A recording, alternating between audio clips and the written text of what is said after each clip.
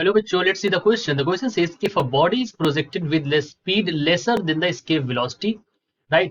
So यहाँ पर क्या है कि अगर हम बॉडी को प्रोजेक्ट कर रहे हैं with a speed that is less than escape velocity, तो क्या होगा? तो पहले ऑप्शन में कहते हैं the body can reach a certain height and may fall down following a straight line path. दूसरे में कहते हैं कि fall down but follow a parabolic path. तीसरे में कहते हैं सर्कुलर पाथ। और चौथे में कहते हैं इलिप्टिकल पाथ। तो सभी के बारे में हमें बात करनी है। यहाँ पर जो कंडीशन है दैट इज द वेलोसिटी और the speed is less than इसके वेलोसिटी। ठीक है, सबसे पहले बात कर लेते हैं बच्चों अपने की कॉन्सेप्ट के बारे में। तो की कॉन्सेप्ट सबसे पहले हमें ये बात समझना चाहिए कि होती क्या है स्केप वेलोसिटी। देखिए स्केप वेलोसिटी जो होती है वो वेलोसिटी जिसके बाद बॉडी जो है वो अर्थ की ग्रेविटेशनल फील्ड से बाहर चली जाए।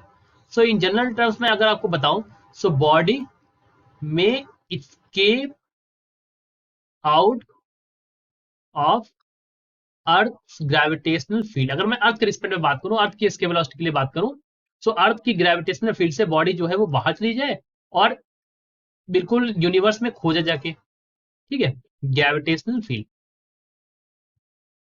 यानी कि अगर यहां पर स्केप वेलोसिटी अगर मैं अर्थ के लिए बात करूं तो 11.2 किलोमीटर पर सेकंड, अगर इतनी स्पीड से अगर किसी बॉडी को आप फिक्स सके तो इसके बाद ये स्केप वेलोसिटी है और इसके बाद ये बॉडी जो है वो बाहर चली जाएगी, अर्थ पे वापस नहीं आएगी। ठीक है, तो ये तो कंडीशन हो गई स्केप वेलोसिटी की।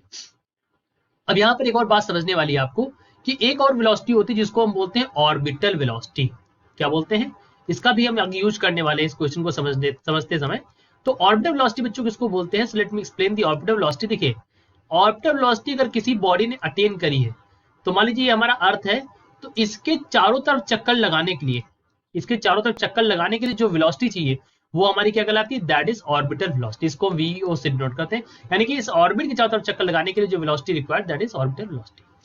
ठीक है, अब चलिए अपने ऑप्शंस को मुझे वन बाय वन हमें समझना है सो दैट, क्योंकि हमें इन्हीं में से टिक करना है। सो फर्स्ट वाला ऑप्शन उठाते हैं, ए वाला, the body can reach a certain height and may fall down following a straight line path.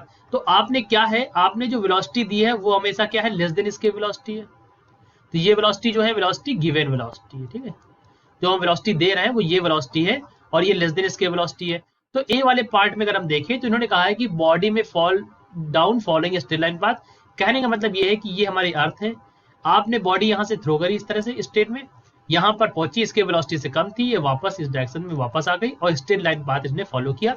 तो फर्स्ट वाला ऑप्शन हमारा करेक्ट है, यानी कि ए वाला जो पार्ट है वो हमारा सही कह रहा है, सही हो सकता है ऐसा। अब हम चलते हैं बच्चों बी वाले पार्ट पर। सो बी ऑप्शन में अगर मैं देखूं यहाँ पर, तो उन्होंने कहा है कि बॉडी में reach a certain height and fall down following a parabolic path. अब बात करते हैं पैराबोलिक पाथ कब फॉलो करेगा। देखिए पैराबोलिक पाथ कब फॉलो करेगा, यहाँ पर कहने का मतलब ये है कि ये हमारी अर्थ है। ठीक है, इससे आपने किसी बॉडी को थ्रो किया इस डायरेक्शन में, मान लीजिए। अब इस डायरेक्शन में बॉडी जाती है और एक इस पॉइंट पर पहुंचते पहुंचते इसके पास जो ये वाला कंपोनेंट होता है, यानी ये स्पीड जो होती है ये जीरो आती है। तो ये जो हॉरिजॉन्टल वाली है, ठीक है, ये इसके पास हॉरिजॉन्टल कंपोनेंट जो होता है ये रहता है, वर्टिकल कंपोनेंट शून्य होता है। इन दैट केस अगर ये गिरेगी यहां से तो ये इस तरह से पाथ फॉलो करेगी, एक पैराबोलिक पाथ को फॉलो करेगी। तो बी वाला भी हमारा जो है वो करेक्ट है, ये भी पॉसिबल हो सकता है, राइट। अब सी वाले में कहते हैं द बॉडी में orbit the earth in circular orbit, body जो है वो सर्कुलर ऑर्बिट में करे। तो हमने आपको पहले भी बताया कि अगर अगर बॉडी को क्या करना है, सर्कुलर ऑर्बिट में बॉडी को चलना है, so body to move in circular orbit, इस कंडीशन में क्या होना चाहिए, जो हमारी वेलोसिटी होना चाहिए बच्चों वो इसके ऑर्बिटल वेलोसिटी के बराबर होना चाहिए, यानी कि v is equals to vo, that is orbital velocity. तब हमारा ये कंडीशन हो सकता है, बिल्कुल हो सकता है, हम अर्थ के बाहर फेंकेंगे और कुछ हाइट पर पहुंचने के बाद ये हमारी सर्कुलर ऑर्बिट में चले, तो ये भी सही है। तो सी वाला भी हमारा क्या है, C statement is also correct, right. अब हम चलते हैं अपने अगले स्टेटमेंट पर, डी वाले पर। तो डी स्टेटमेंट में देखें तो बॉडी में ऑर्बिट इन इलिप्टिकल ऑर्बिट। अब इस कंडीशन में देखिए क्या है कि अब इस कंडीशन के लिए इलिप्टिकल के लिए आप जो वेलोसिटी देंगे वो ऑर्बिटल वेलोसिटी से ज्यादा दे दे। आप क्या करें, ऑर्बिटल वेलोसिटी से ज्यादा दे दे और इसके वेलोसिटी से कम।